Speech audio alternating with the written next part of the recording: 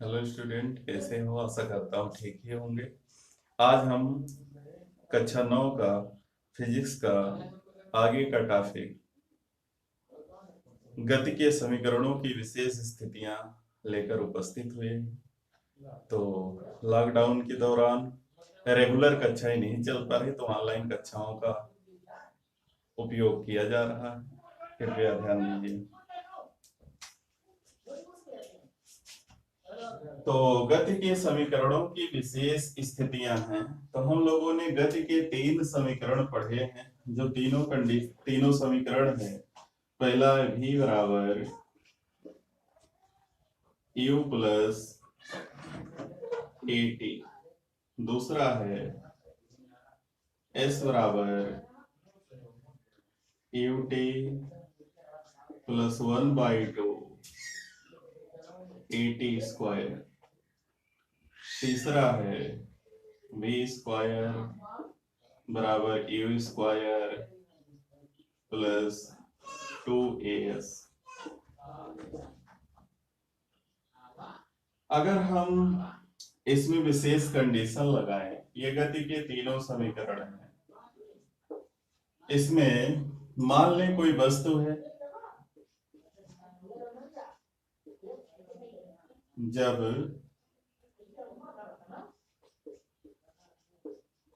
वस्तु विरामावस्था से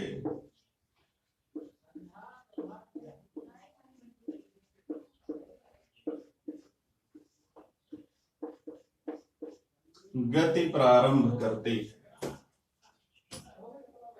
गति प्रारंभ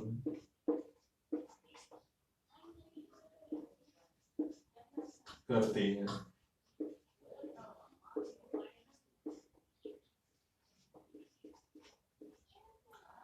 जब कोई वस्तु विरामावस्था से चलती है, तो हमने बताया था कि इस समीकरण में u जो है वो प्रारंभिक वेग है, v वस्तु का अंतिम वेग है, a त्वरण है, t समय है, s चली गई दूरी है। तो 4-5 पैरामीटर्स के बारे में बताया गया। तो विरामावस्था से चलने का मतलब शुरुआत में u बराबर 0 हो, अर्थात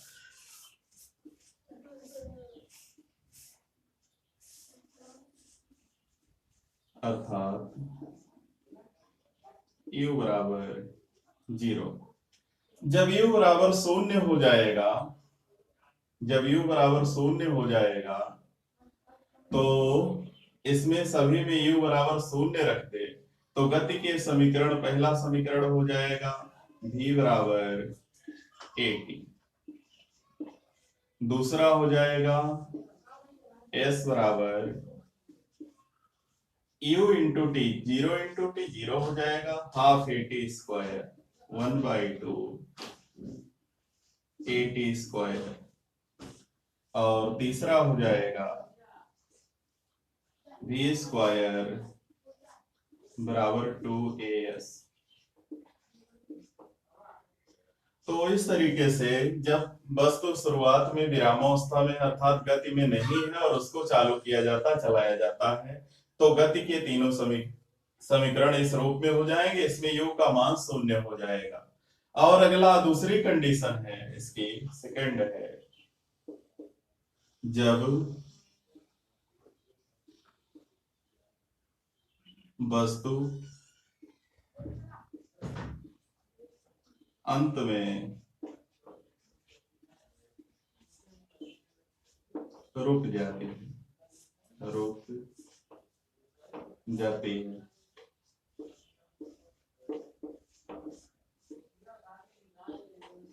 अगर अंत में रुक जाती है, रुक जाने का मतलब हुआ कि पहले चल रही है और बाद में रुक जाए।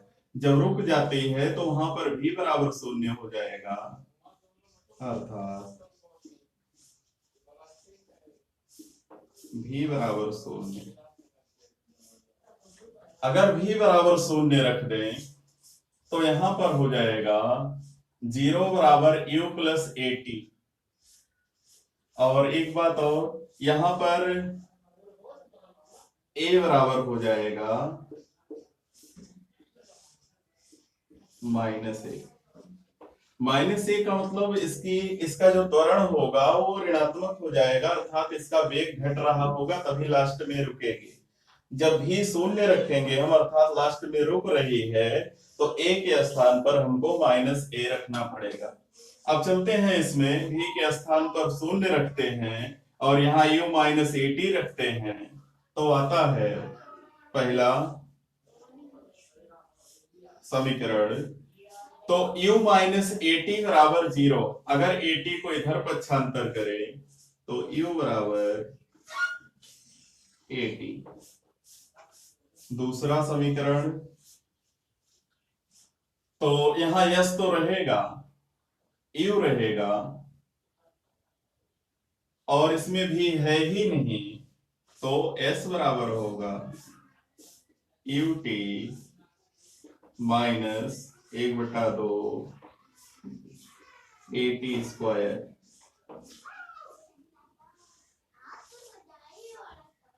और इसके बाद जो तीसरा समीकरण होगा, या v स्क्वायर शून्य हो जाएगा, u स्क्वायर बराबर 2as। ये तीनों समीकरण हो जाएंगे गति के। v बराबर 80, u बराबर 80, s बराबर ut -1/2 at² और u स्क्वायर बराबर 2as। तो ये दो कंडीशन हमने बताया।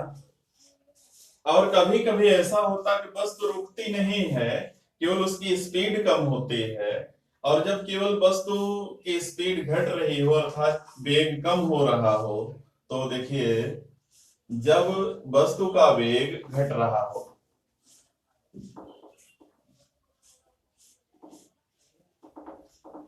रुकने वाली कंडीशन छोड़ दीजिए, केवल वेग घट रहा हो, जब वस्तु का वेग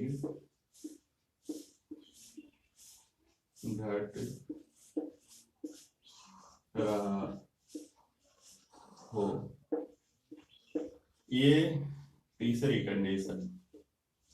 अगर घट रहा हो तो a बराबर -a होता है, केवल -a, v बराबर शून्य नहीं, तो हो जाएगा पहला समीकरण होगा v बराबर u -at। दूसरा होगा s बराबर ut -1/2 at²। और तीसरा होगा v स्क्वायर बराबर u स्क्वायर -2a।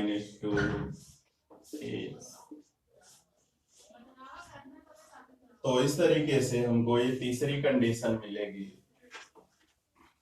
इसके अलावा दो कंडीशन और हैं, गति के समीकरणों की विशेष स्थितियां में। तो ये तीन कंडीशन हो गए, एक बार प्रारंभिक वेग शून्य है, एक बार अंतिम वेग शून्य है, एक बार वस्तु का वेग घट रहा है, और जब बढ़ रहा है तब तो यही है। अगला है, अगर गुरुत्वीय त्वरण गुरुत्वीय गति के संबंध में निकाला जाए,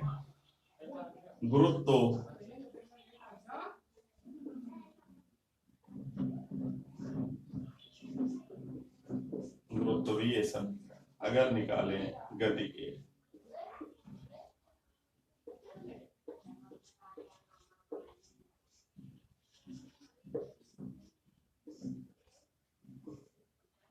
अगर गति के गुरुत्वीय त्वरण निकालें, इसमें दो कंडीशन है। एक बार जब वस्तु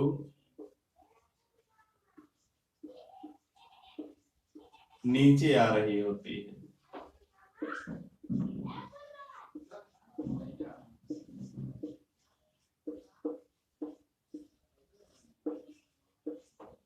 और दूसरी कंडीशन है जब वस्तु ऊपर जा रही है। जब वस्तु ऊपर जा रही है, तो जब वस्तु नीचे आ रही है तो हमने देखा कि जब हम वस्तु को ऊपर से छोड़ते हैं, ये नीचे आते समय इसका वेग लगातार बढ़ता जाता है, और जब वस्तु को नीचे से ऊपर भेजा जाता है तो इसका वेग लगातार घटता है। कोई वस्तु नीचे से ऊपर फेंकिए, जाती ऊपर जाती है, फिर जाते समय धीमी होती होती रुक जाएगी, फिर नीचे की तरफ गिर जाएगी, और अगर ऊपर से नीचे गिराते तो उसका वेग लगातार बढ़ते हुए गिरती है। तो यहाँ पर a बराबर g रखा जाएगा, a के स्थान पर g रखा जाएगा, और चली गई दूरी के स्थान पर ऊंचाई h का प्रयोग किया जाएगा। तो दो चीजें बदल जाएंगे, यहाँ g हो जाएगा और यहाँ पर ये s के स्थान पर h हो जाएगा। तो इसका पहला समीकरण होगा v बराबर u plus G T, h बराबर U T 1/2 G T square, और तीसरा होगा v स्क्वायर बराबर यू स्क्वायर -2gh। ये तीन समीकरण होंगे, और जब नीचे आ रही होगी तो हमने कहा इसका वेग घटेगा, और वेग घटेगा तो a बराबर -g रखा जाएगा और s बराबर h ही रखा जाएगा क्योंकि ऊंचाई ही है। तो ऐसी कंडीशन में जब वस्तु ऊपर जा रही होगी तो v बराबर u minus G T, h बराबर U T -1/2 G T square, और तीसरा है v स्क्वायर बराबर यू स्क्वायर -2 जी एच। तो ये कंडीशंस हैं, गति के समीकरणों की विशेष स्थितियां हैं। इन स्थितियों का अध्ययन हम लोगों के सिलेबस में है, कक्षा 10 के, वो कक्षा 9 के सिलेबस में इसका अध्ययन है। और इसके बाद आ जाता है वृत्तीय गति। इसके बाद गति के समीकरणों की विशेष स्थितियों के बाद आ जाता है वृत्तीय गति, सर्कुलर मोशन।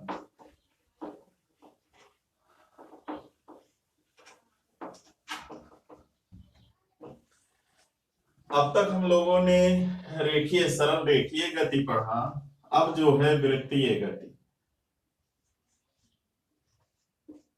वृत्तीय गति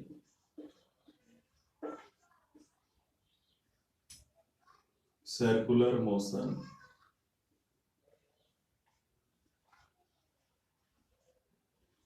सर्कुलर मोशन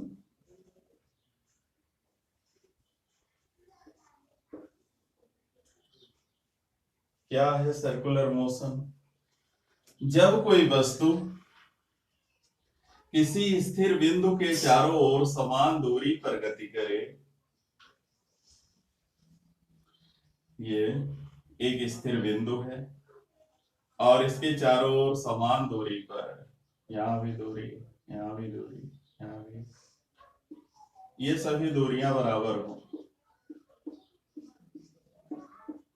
वस्तु यहां से चलना शुरू किया, यहां पहुंचे, यहां पहुंचे, यहां पहुंचे, यहां पहुंचे, ये इसका मान लो सेंटर O है। तो अगर कोई वस्तु इस मार्ग पर गति करती है, इस मार्ग पर चलती है, तो इसकी गति को हम वृत्तीय गति के नाम से जानते हैं। जब कोई वस्तु किसी वृत्त की परिधि के अनुदिश गति करती है तो उसकी गति को वृत्तीय गति कहा जाता है।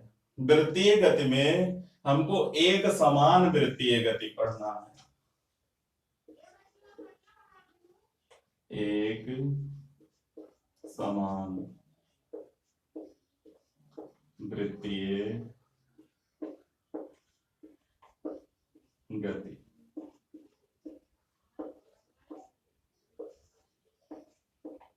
हमको एक समान वृत्तीय गति पढ़ना है, यूनिफॉर्म सर्कुलर मोशन।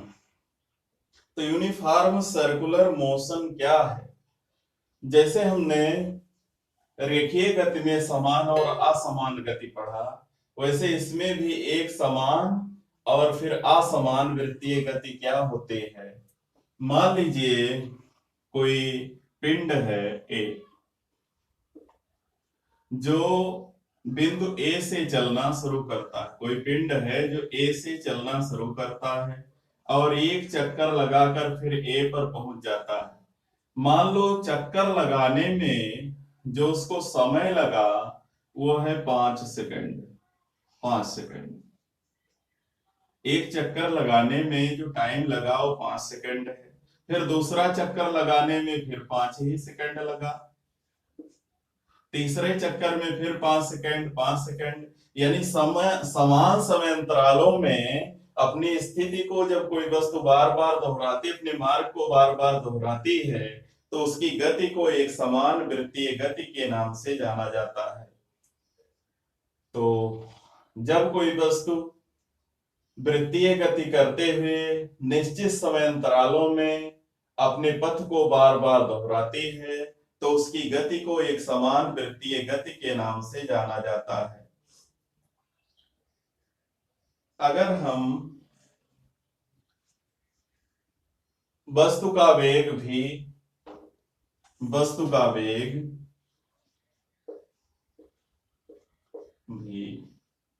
रेखीय वेग, वस्तु का रेखीय वेग भी समय t, और हम जानते हैं कि जो वृत्त होता है इसकी परिधि का सूत्र होता है, अर्थात दूरी, एक चक्कर में चली गई दूरी, ये होता है 2 pi R. 2 pi R, 2 pi R के बराबर होता है। तो एक सूत्र है, वेग बराबर दूरी बटा, वैसे विस्थापन होता है लेकिन वृत्तीय गति में विस्थापन होता नहीं, तो दूरी होती है दूरी बटा समय। पढ़े हो, चाल बराबर दूरी बटा समय। अगर हम सदिश की बात छोड़ दें तो चाल और वेग एक ही है, तो यहां पर हो जाएगा v बराबर 2 पाई आर बाई टी। अगर मान लो कोई एथलीट है, कोई व्यक्ति है जो किसी वृत्ताकार मार्ग पर, जो दौड़ने वाले होते हैं उनको अक्सर वृत्ताकार मार्ग ही दिया जाता दौड़ने के लिए, तो उनका अगर वेग निकालना है तो इस सूत्र का प्रयोग कर सकते हैं, 2 पाई आर बाई टी, जहां जो आर है वो केंद्र से परिधि की दूरी है जिसको हम त्रिज्या के नाम से जानते हैं। तो इस तरीके से ये हो जाएगा सर्कुलर मोशन। बस इस अभ्यास में इतना ही है, और आगे जो है हम अगले अभ्यास का अध्ययन करेंगे, लेकिन ये गति वाला टॉपिक यहीं पर थ्योरी पार्ट हमारा पूरा हो जाता है। न्यूमेरिकल पार्ट हम बाद में हल करेंगे, लेकिन इससे पहले, न्यूमेरिकल पार्ट हल करने से पहले हम गणित का भी एक टॉपिक अध्ययन करेंगे, कक्षा 9 का भी, कक्षा 10 का भी पहला पूरा होने के बाद। तो अगर हमारा वीडियो पसंद आया तो लाइक शेयर और सब्सक्राइब करते रहें, और हाँ, लाइक करने से हमारा जो है मोटिवेशन बढ़ता है, जिससे हम वीडियो बनाने के लिए प्रेरित होते हैं। कृपया हमारे वीडियो को लाइक शेयर और सब्सक्राइब जरूर कीजिए। धन्यवाद।